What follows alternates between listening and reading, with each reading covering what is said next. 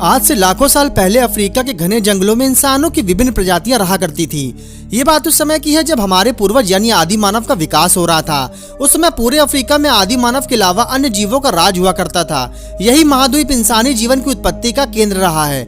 हमारे पूर्वज यानी कि आदि मानव उस समय के सबसे सफल जीवों में से एक थे। तो आखिर ऐसा क्या हुआ जिसकी वजह से इन्हें अफ्रीका से निकलकर पूरी पृथ्वी पर विस्तार होना पड़ा? क्या ये कोई प्राकृतिक घटना थी या फिर मानव के बढ़ते आबादी के कारण पूरी दुनिया में फैल गए?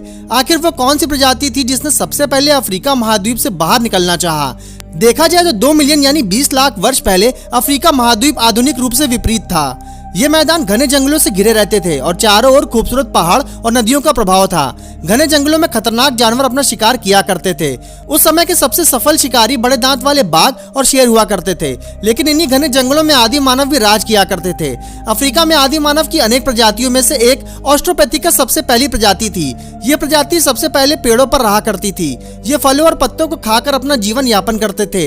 बीते समय के साथ साथ इनके दिमाग का विकास हुआ और इनका शारीरिक विकास भी हुआ। हर चीज को जानने की अदम्य चाहत इन्हें पेड़ों से जमीन पर खींच लाई और ये एक नई प्रजाति में विकसित हो गए जिसे होमो इरेक्टस के नाम से जाने जाना लगा। ये प्रजाति आमतौर पर पूरी तरीके से मांसाहारी तो नहीं थे, लेकिन मांस मिलने पर खा लिया करते थे। जैसे कि शिकारी जानवरों द्वारा छोड़े गए शिकार को अपना निवाला बना लेते थे। आदि मानव के पास इतने आधुनिक हथियार तो नहीं हुआ करते थे जिससे वे कभी भी जानवर का शिकार कर सके। वैसे कुछ न मिलने पर ये पेड़ और जड़ों को अपना भोजन बना लेते थे। होमो इरेक्टस ये आदि मानव की वो पहली प्रजाति थी जिसने अफ्रीका महाद्वीप को छोड़कर दूसरे महाद्वीप में जाने का फैसला किया था।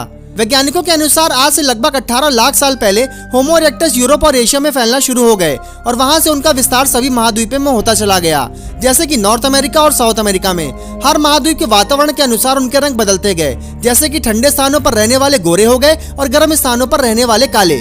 लेकिन ऐसी क्या वजह थी कि होमो इरेक्टस को अफ्रीका महाद्वीप छोड़कर दूसरे महाद्वीपों में जाना पड़ा? क्या ये कोई प्राकृतिक घटना थी? आइए जानते हैं। वैज्ञानिकों के अनुसार इनके माइग्रेशन का सबसे बड़ा कारण क्लाइमेट चेंज था। उस दौर में मौसमी हवा में परिवर्तन होने लगा था जिस वजह से जंगल सूख रहे थे। मौसमी हवा में बदलाव का सबसे बड़ा कारण था चारों ओर से घिरे हुए पहाड़। उस समय में भूकंप की वजह से टेक्टोनिक प्लेटों में हलचल हुई और पहाड़ों का निर्माण होता चला गया और इन्हीं पहाड़ों ने हवा को मोड़ दिया जिससे घने जंगल घास के मैदानों में बदल गए। यही कारण था कि होमो इरेक्टस को अफ्रीका महाद्वीप को छोड़कर दूसरे महाद्वीप पर जाना पड़ा। इस क्लाइमेट चेंज का असर सिर्फ हमारे पूर्वज पर ही नहीं पड़ा बल्कि सभी जानवरों पर पड़ा, जिसका नतीजा ये हुआ कि या तो उन्होंने खुद को उसमें ढाल लिया या तो उन्हें विलुप्त होना पड़ा।